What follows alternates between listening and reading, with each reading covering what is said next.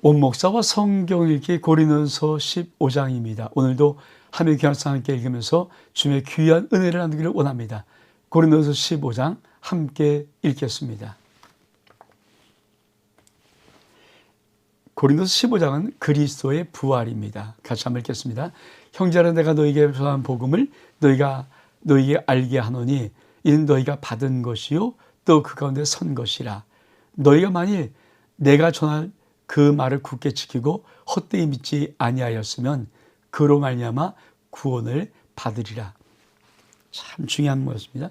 내가 받은 것을 먼저 너에게 전하니 이는 성경대로 그리스도께서 우리 죄를 위하여 죽으시고 장사 지낸 바 되셨다가 성경대로 사흘 만에 다시 살아나사 게바에게 보이시고 후에 12 제자에게와 그 후에 500의 형제에게 일시에 보이셨나니 그 중에 지금까지 대다수 살아있고 어떤 사람은 잠들었으며 그 위에 야곱에게 보이셨으며 그 위에 모든 사도에게와 맨 나중에 만삭되지 못한 난자 같은 내게도 보이셨느니라.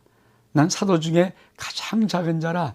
나는 하나님의 교회를 박해하였으므로 사도라 칭함받기를 감당하지 못할 자니라. 그러나 내가 나이 되는 것은 하나님의 은혜로 된 것이니 내게 주신 그의 은혜가 헛되지 아니하여 내가 모든 사도보다 더 많이 수고하였으나 내가 한 것이 아니요 오직 나와 함께 하신 하나님의 은혜로라. 그러므로 나나 그들이나 이같이 전파하며 너희도 이같이 믿었느니라. 여러분, 이 고린도전서는 예수 그리스도의 부활에 대한 아주 장엄한 말씀을 기록하고 있습니다. 어쩌면 정말 성경의 핵심을 가장 정확하게, 가장 길게, 아주 가장 세밀하게 말했던 것입니다. 예수 그리스도의 부활. 여러분, 이 고린도 전서를 늘 생각할 때는 잊지 말 것이 있습니다. 고린도 교회 속에는 여러 가지 문제를 전달받고 사도 바울이 그 문제를 지적하면서 그 문제에 대한 답장으로 이루어진 것입니다. 그런데 제일 처음 난 고린도서 1장의 문제가 무엇입니까? 파당 파벌의 문제입니다. 여러분, 예수 그리스도의 부활을 알면 어찌 나누고 파벌하고 이렇게 문제를 일으키겠습니까? 어찌 예수 그리스도의 부활의 그 놀라운 능력을 알고 그 신비를 알면 어떻게 이 땅의 삶에 여러분 세속적인 정욕에 못 이겨서 이런저런 근친상간의 이상한 죄를 범하겠습니까? 예수 그리스도의 부활의 그 능력, 이 부활이 무엇인지 알면 어떻게 신앙생활하면서 세상법칙에 소송하면서 교회를 욕먹이고 교회를 더럽히겠습니까? 그래서 사도 바울은 어쩌면 고린도서 전체를 답변하는 가장 놀라운 한 장이기도 합니다. 고린도서 13장이 사랑장이라면 고린도서 부활장은 참 놀라운 사도 바울의 정말 강한 복음의 답변일 것입니다. 예수 그리스도 부활하셨습니다. 그런데 사도 바울이 어떻게 그걸 증거하는가요? 이렇게 증거합니다. 여러분, 내가 받은 것을 먼저 내게 전하니 이는 성경대로 그리스도께서 우리 죄를 죽으시고, 자, 성경대로 죽으시고 장사 지낸 바 되었다가 성경대로 사흘 만에 살아나사 게바에게 보이시고 후에 12 제자와 500의 형제의 일시에 보이셨다. 여러분, 사도 바울이 부활을 증명할 때 가장 놀라운 것은 성경대로 다시 말하면 하나님이 예언의 말씀, 기록된 말씀, 하나님께서 이미 말씀하신 그 말씀 그대로 죽으시고 장사되시고 성경대로 부활하셨다는 겁니다. 다시 말하면 예수 그리스도의 십자가의 죽음과 부활은 이미 하나님의 가장 강력한 구원의 예언이라는 것, 그리고 그 예언의 성취라는 것입니다. 그리고 그것을 나도 받고 우리 모두도 받고 일시에 500의 형제가 함께 받다고 말하는 것입니다. 그러면서 자신은 어떻게 말하고 있습니까? 이렇게 말합니다. 그러나 나의 나 된 것은 하나님의 은혜로 된 것이니 내게 주신 그의 은혜가 헛되지 아니하여 내가 모든 사도보다 더 많이 수고해서 내가 한 것이 아니라 오직 하나님의 은혜로다. 사도 바울은 만삭도 하지 못한 가장 작은 자에도 하나님의 은혜를 베풀어서 내가 복음의 사도 역할을 감당했다. 근데 그것이 하나님의 궁극적인 은혜다. 여러분의 나이 나 된 것이 하나님의 은혜라는 이 믿음의 삶이 우리가 마땅히 살아갈 은혜입니다. 정말 나이나 된 것이 하나님의 은혜로 된 것이죠. 그러면서 뭐라고 말씀합니까? 죽은 자의 부활. 그리스도께서 죽은 자 가운데 다시 살아나셨다 전파되었거늘 너희 중에 어떤 사람은 어찌하여 죽은 자 가운데 죽은 자의 부활이 없다 하느냐. 만일 죽은 자의 부활이 없으면 그리스도도 다시 살아나지 못하였을 것이요. 그리스도가 다시 살아나지 못하였으면 우리가 전파하는 것도 헛것이고 믿음도 헛것이며 또 우리가 하나님의 거짓 증인으로 발견되리니 우리가 하나님의 그리스도를 다시 살리셨다고 증언하였습니다. 만일 죽은 자가 다시 살아나는 일이 없으면 하나님의 그리스도를 다시 살리지 아니하였으리라. 만일 죽은 자가 다시 살아나는 일이 없으면 그리스도도 다시 살아나신 일이 없었을 터이요. 그리스도께서 다시 살아나신 일이 없으면 너희의 믿음도 헛되고 너희 여전히 죄 가운데 있을 것이요. 또한 그리스도 안에서 잠자는 자도 다 망하였으리니 만일 그리스도 안에서 우리가 말하는 것을 하면 이 세상을 살면 모든 사람 가운데 우리가 또 불쌍한 자니라. 사도 바울은 예수 그리스도의 부활을 증거하면서 예수 그리스도의 부활은 죽은 자가 부활한다는 것입니다. 꼭 다시 한번 예수 그리스도의 부활이란 것은 죽은 자는 반드시 부활한다는 것이에요. 생명의 부활이냐 심판의 부활이냐 그 결정권이 있지만 놀라운 것은 죽은 자는 부활. 여러분 이 세상 사람이 죽으면 최후의 도피처라고 생각합니다. 그래서 정말 힘들고 어려운 마지막 도피처로 죽음을 선택하는데 죽음은 결코 인생의 도피처가 아닙니다. 왜? 죽은 자가 다시 살아나기 때문입니다. 만일 죽은 자가 다시 살아나는 것이 없다면 그리스도는 절대 부활하지 않았을 것이다. 예수 그리스도의 부활은 죽은 자는 반드시 다시 살아난다는 것입니다. 여러분 죽은 자가 다시 살아나고 예수 그리스도가 부활하셨다는 것은 우리가 전파하는 모든 믿음은 진짜라는 것입니다. 만약에 이것이 아니라면 여러분 우리는 다 이 세상에서 가장 불쌍한 자라는 것입니다. 그래서 뭐라고 말합니까? 이렇게 말합니다. 그리스도께서 다시 살아나실 일 없으면 너희가 믿음도 헛되고 여전히 너희는 죄 가운데 있을 것이고 그리스도는 잠깐 다 망하였을 것이고 그리고 우리는 모든 사람 가운데 가장 불쌍한 자니라. 저는 이 말이 너무 멋있습니다. 예수 그리스도의 부활 없다면 종민아 너는 가장 불쌍한 자다. 근데 역으로 반대로 예수 그리스도의 부활이 있다면 종민아 너는 가장 행복한 자다. 멋진 자다. 왜? 나도 부활하기 때문에. 그러면서 뭐라고 말씀합니까? 이렇게 말씀합니다. 그러나 이제 그리스도께서 죽은 자 가운데서 다시 살아나 잠자리의 첫 열매가 되었도다. 첫 열매. 사망이 한 사람을 말미암아 죽은 자의 부활도 한 사람 말미암도다. 아담에서 모든 사람이 죽은 것 같이 그리스도 안에서 모든 사람이 삶을 얻으리라. 그러나 각각 자기 차례되더니 먼저 첫 열매인 그리스도요. 그 다음은 그가 강림하실 때 그리 속한 자요. 그는 마지막이니 그가 모든 통치와 모든 권세와 능력을 멸하시고 나를 아버지 하나님께 바치실 때라. 그가 모든 원수를 그 발에 둘 때까지 반드시 왕노를 하시리니 맨 나중에 멸망될 원수는 사망이니라. 만물을 그 발 아래 두었다 하셨으니 만물을 아래 둔다 말씀하실 때 만물을 그 아래에 두신 이가 그 중에 들지 아니할 것이 분명하다.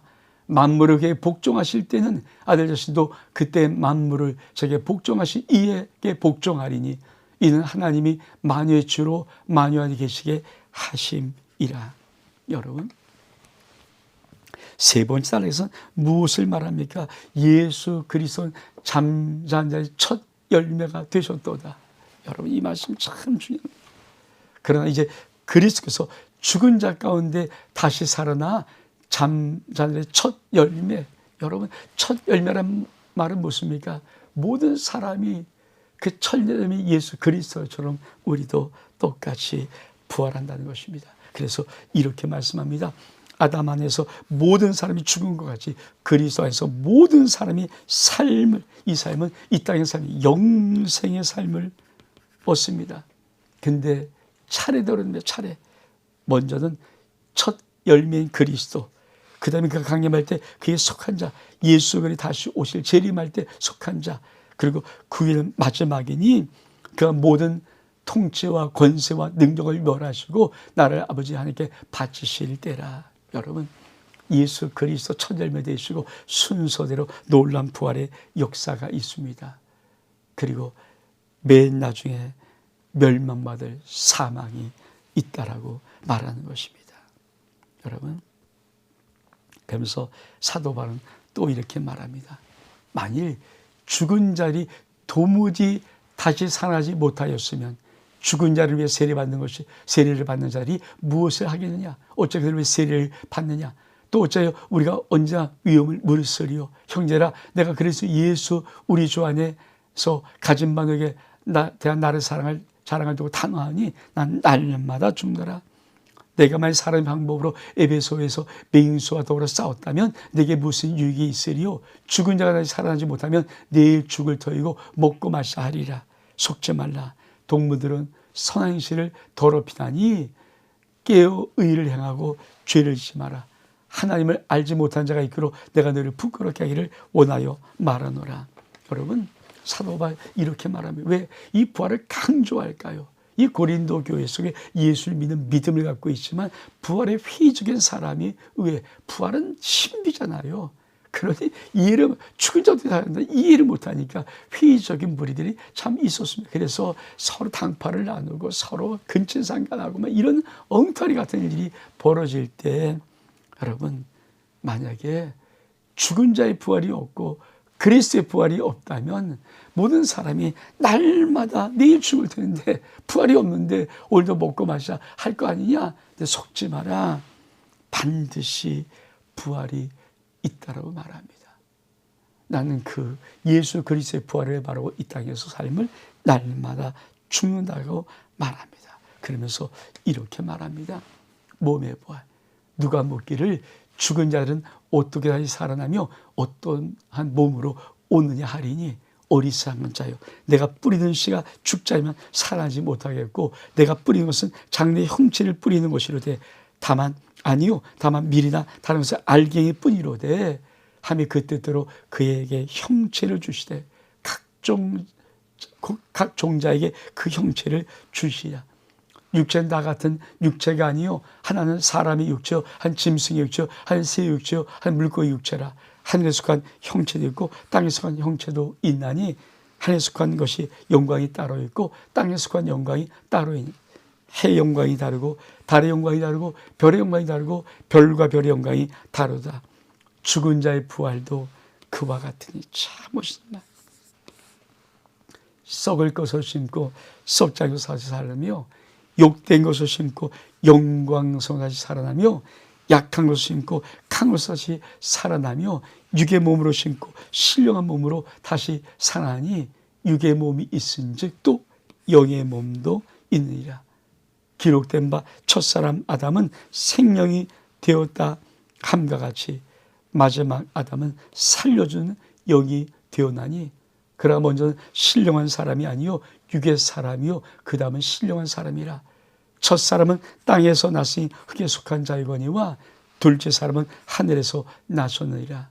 물에 흙에 속한 자는 저 흙에 속한 자와 같고 문을에 하늘에 속한 자는 저 하늘에 속한 자와 같으니라. 우리가 흙에 속한 자의 형상을 입은 것 같이 또한 하늘에 속한 이의 형상을 입으리라. 여러분, 참 부활은 신비이기 때문에 사람들이 묻되 야 죽은 자리 어떻게 살아나고 어떠한 몸으로 오냐. 참 이쯤은 이게 중요한. 누가 묻기를 죽은 자는 어떻게 다시 살아나느냐. 그리고 어떠한 몸으로 오냐. 근데 여러분 이렇게 말합니다. 네가 뿌리는 씨가 죽지 않으면 살아나지 못한다. 근데 뿌리는 것은 뭡니까? 형체를 뿌리는 게 아니에요. 알갱이를 뿌리는 거예요. 근데 하나님이 그의 형체를 줘요. 여러분 우리가 씨를 심습니다. 근데 이 씨가 그렇잖아요. 사과 심은 사과 나름이에요. 씨 속에 형체가 있지 우리는 알갱이를 뿌리는 거예요. 근데 하나님은 그 씨 속에 형체를 나게 하시는 거예요. 이게 부활의 신비라는 거예요. 이게 부활의 신비입니다. 그렇죠. 씨를 뿌리지만 알갱이를 뿌리지만 그 씨 속에는 장래의 놀란 형체를 담고 있어요. 그 육의 신비를 이해하면 부활의 신비를 이해할 수 있다는 것입니다. 그러면서 이렇게 말합니다.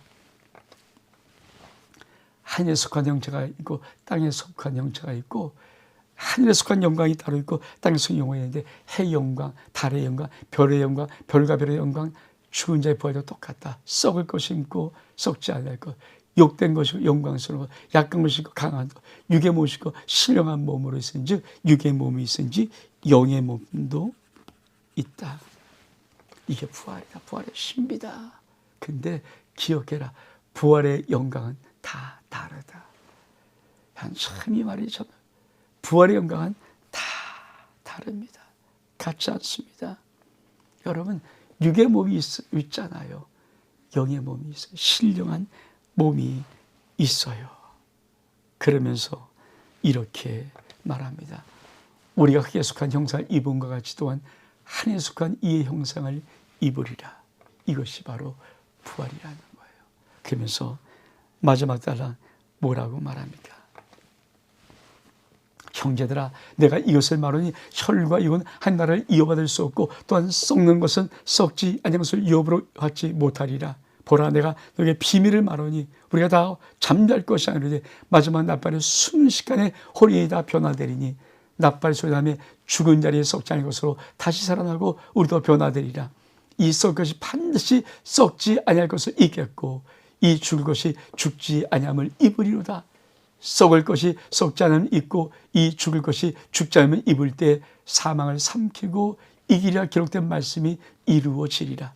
사망아, 너의 승리가 어디냐? 사망아, 내가 쏘는 것이 어디냐? 사망이 쏘는 것은 죄요, 죄는 율법이라. 우리 예수 그리스도를 말하며 우리에게 승리를 주신 하나님께 감사하노니, 그러므로 내 사랑 형제들아, 견실하며 흔들리지 말며 항상 주의 더욱 힘쓰는 자리 되라. 이 너의 수가 주 안에서 헛되지 않은 줄을 알림이라. 참. 여러분, 정말 이 부활장은 너무나도 근사합니다. 이렇게 선포합니다. 뭐라고 말합니까? 형제들아, 내가 이것을 말하니 혈과 육은 한 나라를 이어받을 수 없다. 썩는 것은 썩지 않아서 육으로 이어받을 수 없다. 그러면서 보라, 내가 너에게 비밀을 말한다. 우리가 다 죽어서 잠잘 것이 아니라 마지막 나팔의 순식간에 호련이 다 변화되리니 나팔 소리나며 죽은 자의 썩지 않은 것으로 다시 살아나고 우리도 변화될 것이다. 자, 마지막 7번째 나팔이 울려 퍼질 때 여러분, 인지양 나팔장이자 나팔이 7개 마지막 나팔장이 팍 울려 퍼질 때 모든 죽은 자들이 다 살아나고 호련히 신령한 영의 몸으로 부활되는 것, 이거를 마지막 사도 바울은 말합니다. 그러면서 사도 바울은 장엄한 부활장을 이렇게 외칩니다. 이 썩지 않을 것이 썩을 것이 썩지 않을 것을 이겼고 이 죽을 것이 죽지 않으면 입을 때 사망을 삼키고 이기라 기록된 말씀이 이루어질 것이다. 그러면서 사망아, 너의 승리가 어디 있느냐? 사망아, 내 쏘는 것이 어디 있느냐? 사망아, 네가 쏘는 거, 네가 이기는 게 어디 있어? 예수 그리스도의 부활의 가장 강력한 하이라이트. 그러면서 뭐라고 마지막 건면합니까? 그러므로 내 사랑 형제들아, 견실하며 흔들리지 말고 항상 주의 일에 더욱 힘쓴 자리라. 너희 수가 주 안에서 헛되지 않은 줄을 알미라. 그렇습니다. 예수 그리스도 부활, 죽은 자가 반드시 부활한다는 것입니다. 예수 그리스도의 부활은 우리의 놀라운 부활이 영원한 생명체로, 부활체로 부활한다는 것입니다. 예수 그리스도의 부활은 이 땅의 삶에 우리가 어떻게 살아야 될 것인가를 분명히 말합니다. 꼭 기억하십시오. 항상 주의 일에 더욱 힘쓴 자라. 뭐해? 너희 수고가, 주 안에서 수고가 헛되지 아니한 줄 알미라. 저와 여러분이 이 땅에 예수 그리스도를 향한 아름다운 수고가 결코 헛되지 아니하고 하늘의 놀란 영광으로 우리에게 허락해 주실 것입니다. 온 목사와 성경 읽기 고린도서 15장 부활장 여기서 마칩니다. 샬롬.